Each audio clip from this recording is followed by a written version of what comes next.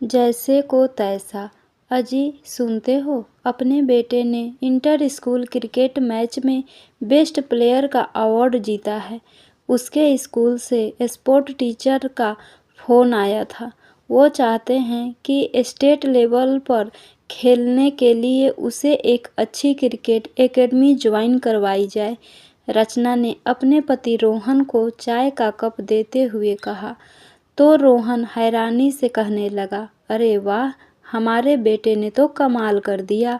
हाँ, वो सब तो ठीक है, लेकिन एक परेशानी है। उसकी ट्रेनिंग पर करीब 2 लाख का खर्चा आएगा। रचना, तुम्हारा दिमाग तो ठीक है।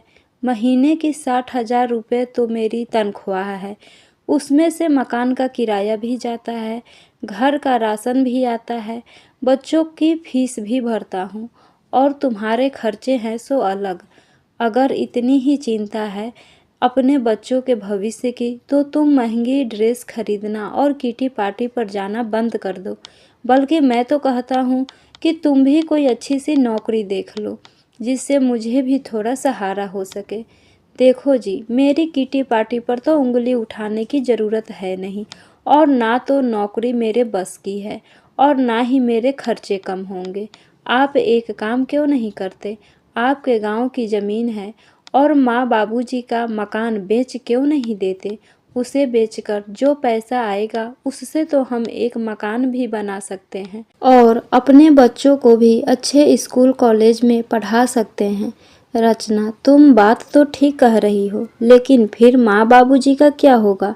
मैं तो उनसे पहले भी कितनी बार कह चुका हूँ यहाँ आकर रहने के लिए, लेकिन वो लोग कहते हैं गांव की प्रदूषण रहित हवा ही उन्हें रास आती है। अब वो लोग अपना गांव छोड़ना ही नहीं चाहते, तो मैं कैसे ज़बरदस्ती कर सकता हूँ? रोहन, चाहे कैसे भी करके उन्हें मनाना तो पड़ेगा। अरे अपना नहीं तो कम से कम अपने बच्चों के बारे में तो सोचो। और फिर तुम्हारे माँ बाबूजी हैं ही कितने दिनों के मेहमान, आज नहीं तो कल उन्हें तो भगवान के पास जाना ही है।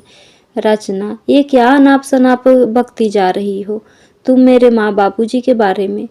तुम एक काम करो, अगले हफ्ते दिवाली आ रही है, हम सब 4-5 दिन की छुट्टियां मनाने के लिए वहीं चलते हैं। इस दौरान में माँ बाबूजी से बात करूँगा। 1 सप्ताह बीत जाने के बाद रोहन और रचना अपने बच्चों के साथ अपने माँ बाबूजी के पास गांव पहुँचे। घर में घुसते ही दोनों बच्चे खुशी से चिल्ला पड़े, दादू दादी, और झट से दोनों ने अपने दादा दादी को झप्पी डाल दी। अपने बहू बेटे और पोता पोती को अचानक आया देख सुदामा जी और विमला जी की खुशी का ठिकाना न रहा।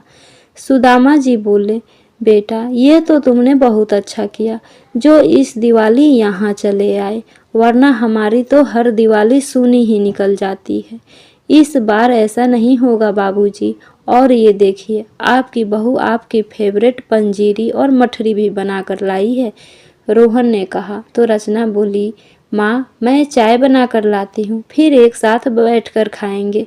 वाह बेटा, जीती रहो, दिल खुश कर दिया तुमने तो। विमला जी और सुदामा जी अपनी बहू को ढेरों आशीर्वाद देने लगे। 3 दिन तक रचना ने अपने सासू माँ की खूब सेवा की, अपने सास ससुर को बढ़िया पकवान बनाकर खिलाए। रोहन भी अपने पिता की दवाइयाँ और खाने का ख्याल रखता।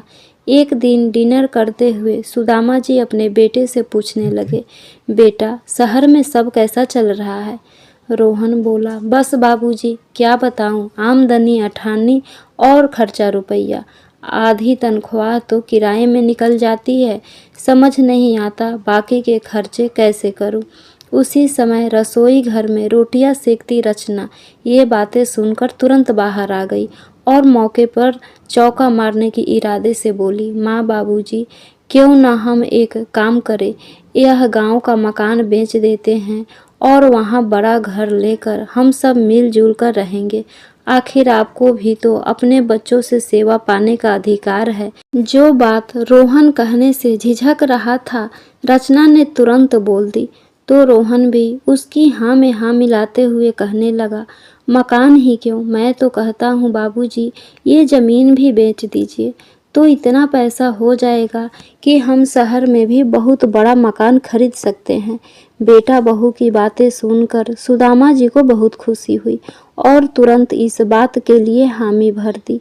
जबकि विमला जी थोड़ी परेशान हो गई और खाना खाने के बाद रात को जब कमरे में आई तो अपने पति से कहने लगी, सुनिए जी, बात तो बच्चों की ठीक है और मैं यह भी जानती हूँ कि मेरे बेटे बहू बहुत अच्छे हैं और इस बार तो बहू ने मेरा दिल ही जीत लिया है। लेकिन फिर भी मकान और ज़मीन बेचने को मेरा मन नहीं मानता। अपने ही गांव के मिश्रा जी भी तो मकान बेचकर अपने बेटा बहू के साथ गए थे, लेकिन सुनने में आया है कि वो आजकल वृद्ध आश्रम में रह रहे हैं। हमें सोच समझकर ही फैसला लेना होगा। अरे विमला, मिश्रा जी के बेटे को तो मैं अच्छी तरह जानता हूँ, एक नंबर का लालची था। उसके जैसी औलाद होने से तो औलाद ना होना बेहतर है। तुम उसकी तुलना अपने बेटे से मत करो। हमारा बेटा तो हीरा है, हीरा। रोहन के कहने पर सुदामा जी ने अपना मकान और ज़मीन बेचने पर लगा दी और कुछ ही दिनों में सब कुछ बेचकर अपने बेटे के साथ शहर चले गए। सुदामा जी ने रोहन को एक बड़ा सा घर दिलवाया जहां सब लोग एक साथ रहने लगे। शुरू शुरू में सब कुछ अच्छा था। रोहन और रचना अपने माँ बाबूजी की खूब सेवा करते। सास बहू आपस में माँ बेटी की तरह रहने लगे। सफाई और बर्तन के लिए काम वाली बाई लगी हुई थी और बाकी का सारा काम वो दोनों मिल बांट कर लेते। लेकिन धीरे धीरे रचना ने काम से पल्ला झाड़ना शुरू कर दिया। थोड़े ही समय में विमला जी को अपनी बहू के व्यवहार में परिवर्तन नजर आना शुरू हो गया। बहू पूरे घर को अपने अनुसार चलाने लगी और घर के हर काम में अपनी मनमानी करने लगी। घर का सारा खर्च उसने अपने हाथों में ले लिया। काम वाली बाई भी हटवा दी, क्योंकि अब उसे लगता था कि जब घर में सासू माँ बैठी ही है तो काम वाली बाई को पैसा देना बेकार है। रचना आए दिन अपनी सहेलियों के संग घूमने निकल जाती या घर पर किटी पार्टी अरेंज कर लेती, जिस कारण बच्चों को संभालने के साथ साथ रसोई का सारा काम भी एक बाई की तरह विमला जी को ही संभालना पड़ता। उधर सुदामा जी को सब्जी और दूध लाने और बच्चों को स्कूल के लिए बस स्टॉप पर छोड़कर आने जैसे काम दे दिए गए। वैसे तो विमला जी दिन भर काम में लगी रहती थी, लेकिन आज सुबह से ही उनकी कमर में थोड़ा दर्द था और खाना बनाने से लेकर बर्तन धोने तक का सारा काम करते करते रात तक विमला जी की कमर में इतना तेज दर्द होना शुरू हो गया कि वो दर्द से कराहने लगी।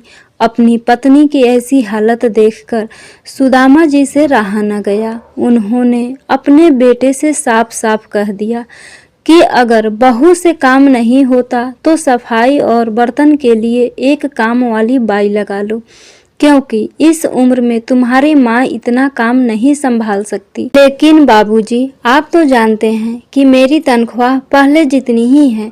मेरे पास इतना पैसा नहीं है कि मैं काम वाली बाई का खर्चा उठा सकूं, और वैसे भी माँ और रचना मिलकर सारा काम कर लेते हैं। आप शांति बनाए रखिए। लेकिन बेटा, घर का लगभग सारा काम तुम्हारी माँ ही करती है, और जहाँ तक रही बात पैसे की, तो आए दिन बहू पार्टियों में जाती रहती है, शॉपिंग करने जाती है, आए दिन नए से नए कपड़े पहनते हो तुम लोग। जब इस सब के लिए तुम्हारे पास पैसा है तो काम वाली बाई के लिए क्यों नहीं? आखिर तुम्हारी माँ भी इंसान है। अपने ससुर के मुंह से यह बात सुनते ही रचना तमतमा उठी। बाबूजी, आप कैसे कह सकते हैं मेरे बारे में? मैं दिन भर घर का काम करती हूँ और अगर दिन में थोड़ी देर के लिए अपनी सहेलियों के साथ बाहर चली जाती हूँ तो इसमें हर्ज ही क्या है? और फिर आप दोनों दिन भर करते ही क्या है? अगर थोड़े हाथ पैर चला भी लिए तो कौन सी मुसीबत आ गई? बहू की बातें सुनकर विमला जी और सुदामा जी अवाक रह गए और उनका बेटा रोहन गुस्से से भरी निगाहें उसे कमरे में आने को इशारा करके चला गया। जैसे ही रचना कमरे में आई, रोहन बोला, रचना थोड़ी तो शर्म करो, उनका ही सब कुछ लूट कर आज तुम ऐसी बातें कर रही हो। रोहन की बात सुनकर रचना भड़कते हुए बोली, तो क्या गलत कह दिया मैंने? उनके कारण मैं अपने आप को नहीं बदलूंगी। मैं पार्टी में भी जाऊंगी और लेटेस्ट डिजाइन के कपड़े भी खरीदूंगी, और अगर उन्हें एतराज है तो वो लोग अपने गांव वापस जा सकते हैं। तुम ऐसे कैसे कह सकती हो रचना? वे लोग केवल हमारे खातिर अपना सब कुछ बेच कर यहाँ आए थे, और तुम्हें भी मालूम है कि उनके यहाँ रहते हुए तुम्हें कितनी सहूलियत है। बढ़िया खाना, घर की साफ सफाई, बच्चों की देखभाल और घर की चौकीदारी, सब काम तो कर देते हैं। मुझे सब मालूम है, लेकिन जो तीखी बातें उन्होंने आज मुझे सुनाई, उसके बाद तो मैं उन्हें यहाँ हरगिज नहीं रहने दूंगी। अपनी पत्नी के मुंह से ऐसी बातें सुनकर रोहन अपना सिर पकड़कर बैठ गया। लेकिन अब रचना ने तय कर लिया कि वह अपने सास ससुर को चैन से रहने नहीं देगी। खैर, कुछ दिन यूं ही बीते। आज सुदामा जी और विमला जी की शादी की सालगिरह थी। यह दिन सुदामा जी के लिए बहुत ही खास था, इसलिए वे आज बहुत खुश थे। हर बार की तरह इस बार भी वह अपनी शादी की सालगिरह को यादगार बनाना चाहते थे। इसलिए सुदामा जी सुबह सुबह ही नहा धोकर तैयार हो गए थे। जैसे ही सुदामा जी कमरे से बाहर निकले तो उनकी बहू रचना ने उनके हाथ में एक थैला और 500 रुपया थमाते हुए कहा, बाबूजी, सब्जियां खत्म हो गई है, ले आइएगा, और हाँ, हरी मिर्च और धनिया पत्ती लाना मत भूलिएगा। सुदामा जी ने देखा कि रोहन भी अपने काम पर जाने को तैयार था और चाय नाश्ता कर रहा था। सुदामा जी अपने बेटे के पास गए और उसे कहने लगे, बेटा, तुम्हें तो पता है कि आज का दिन मेरे लिए कितना मायने रखता है, इसलिए मैं चाहता हूँ कि तुम्हारी माँ को कुछ सरप्राइज दूँ। कहते हुए सुदामा जी ने अपने बेटे से कुछ पैसे मांगे तो रोहन ने कहा, बाबूजी, मैं तो महीने की तनख्वाह लाकर रचना के हाथ में दे देता हूँ, आप उसी से मांग लीजिए।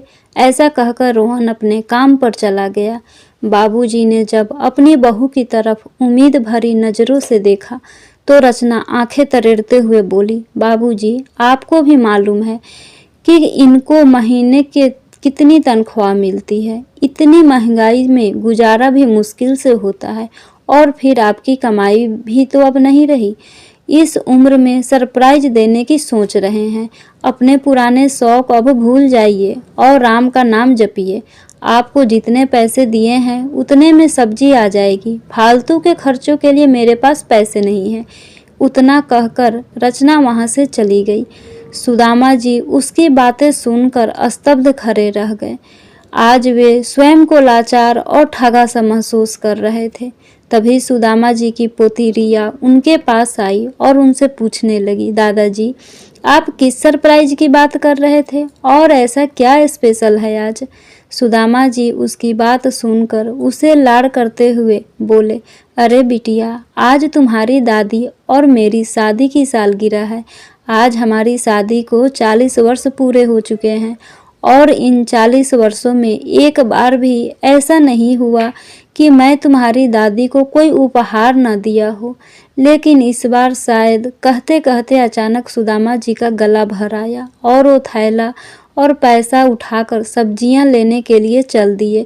सब्जियां खरीदते खरीदते भी सुदामा जी के कानों में उनकी बहू द्वारा बोले गए मिर्ची से भी तीखे शब्द लगातार गूंज रहे थे, और सोचने लगे, लोग कहते हैं कि अच्छा कर्म करो तो अच्छा फल मिलता है, लेकिन हमने तो कभी किसी को कोई दुख नहीं पहुंचाया। पूरा जीवन बच्चों की खुशी के लिए बिता दिया, और आज ऐसी हालत हो गई कि पत्नी को उपहार देने के लिए जेब में 500 रुपया भी नहीं है। सब्जियां खरीद कर जब सुदामा जी वापस आने लगे तो देखा कि एक दुकान पर कुल्हड़ वाला दूध बन रहा था। सोचने लगे, कुल्हड़ वाला दूध तो विमला को बहुत पसंद है।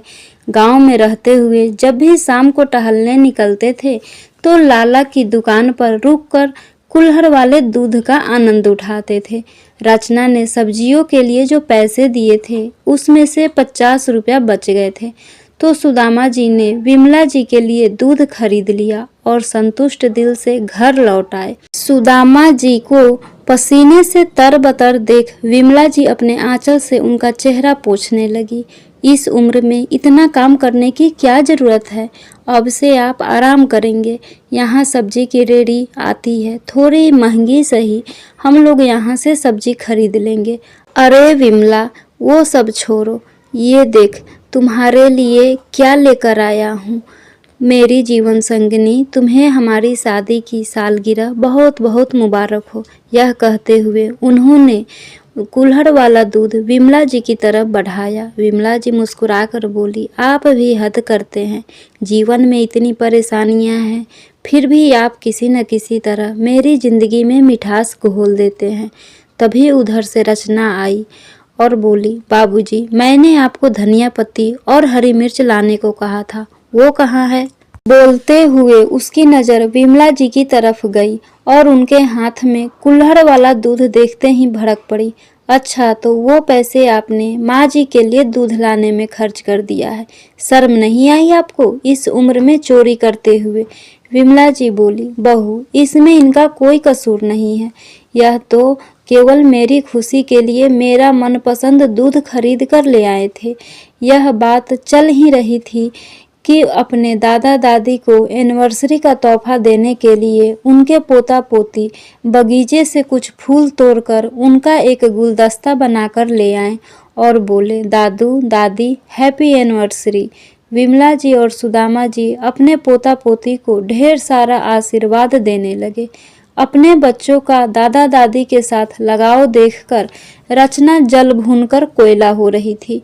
उनके कान पकड़ते हुए बोली, जब देखो अपने दादा दादी के आसपास मंडराते रहते हो, कोई पढ़ाई लिखाई नहीं है क्या? चलो यहाँ से।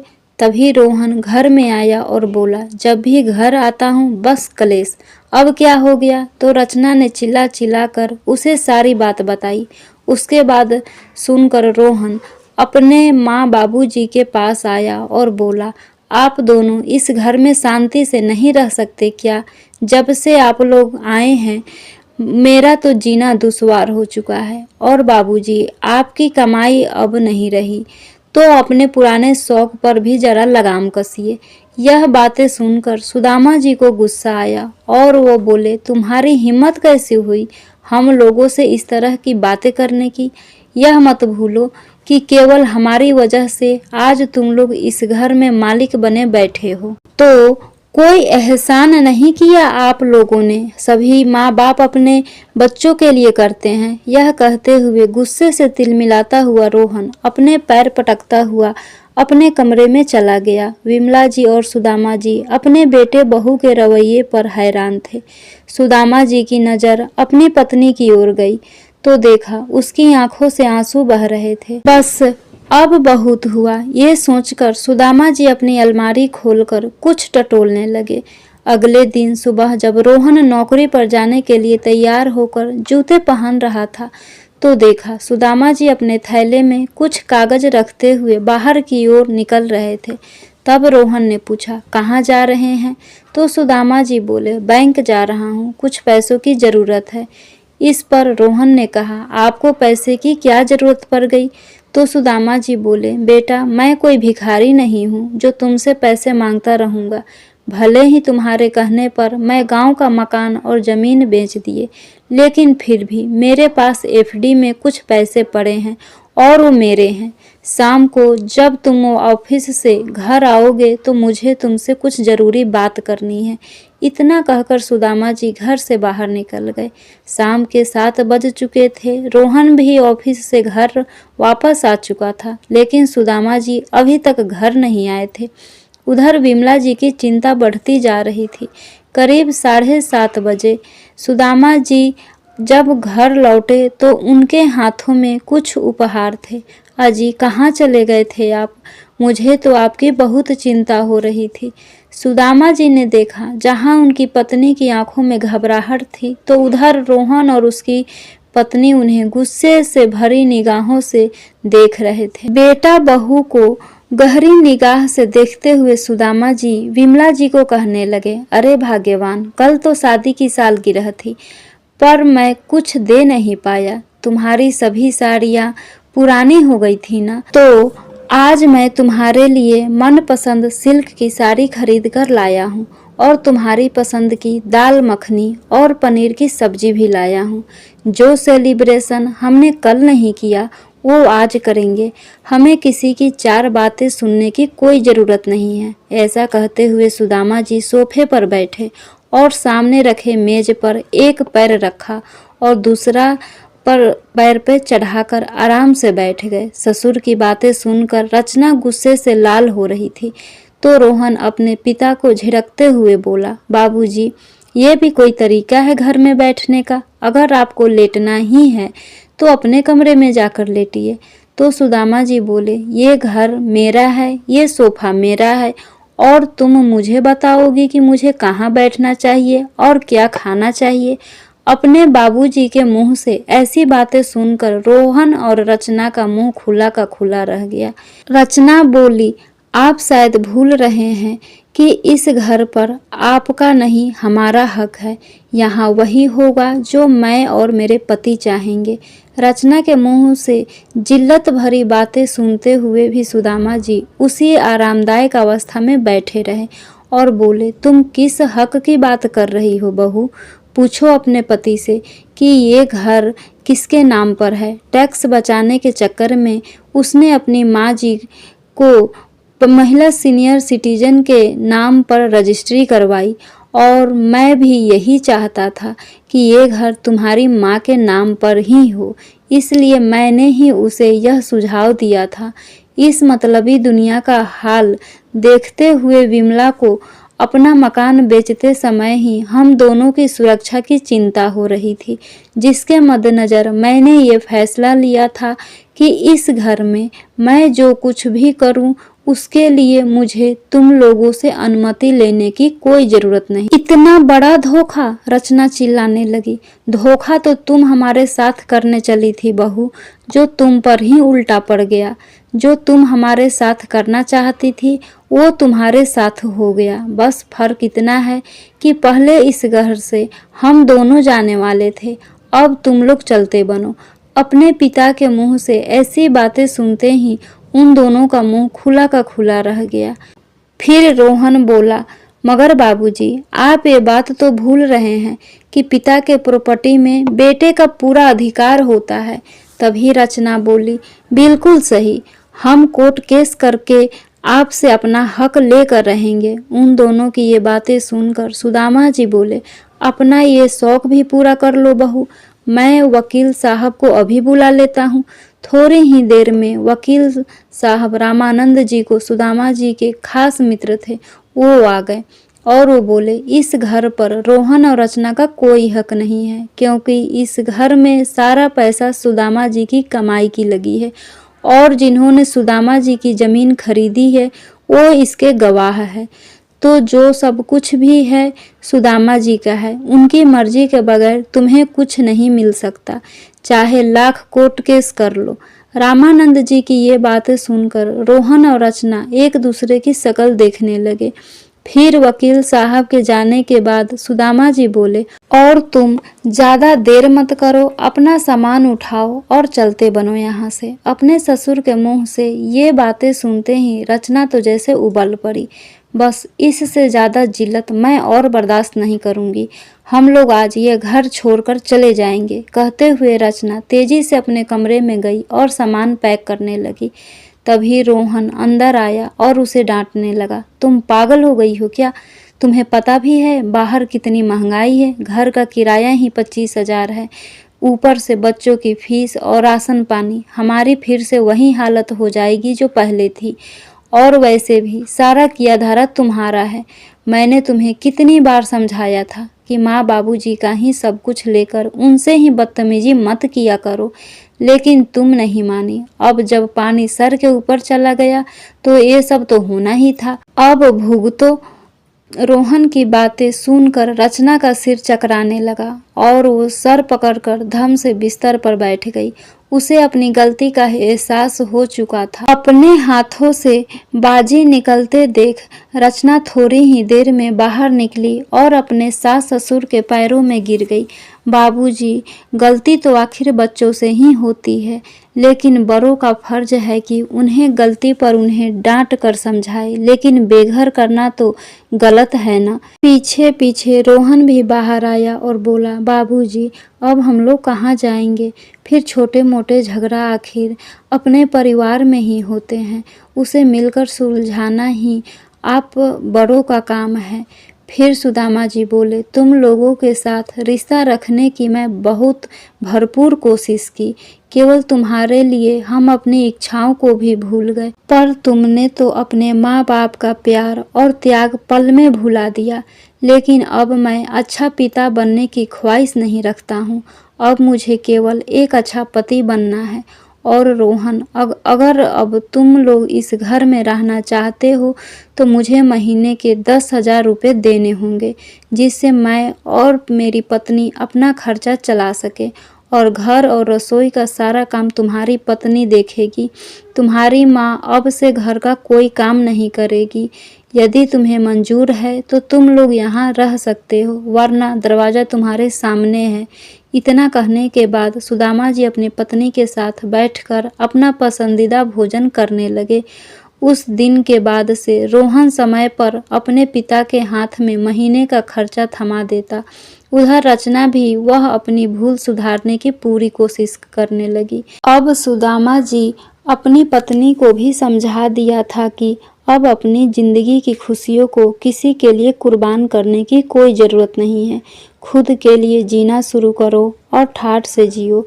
उस दिन के बाद से सुदामा जी और बिमला जी अपने पोता पोती के साथ बैठकर टीवी देखते, खाते पीते और ज़िंदगी का आनंद उठाते। फ्रेंड्स, आशा करती हूँ ये कहानी आपको ज़रूर पसंद आई होगी। प्लीज़ लाइक, सब्सक्राइब और शेयर करना ना भूलें। Thank you.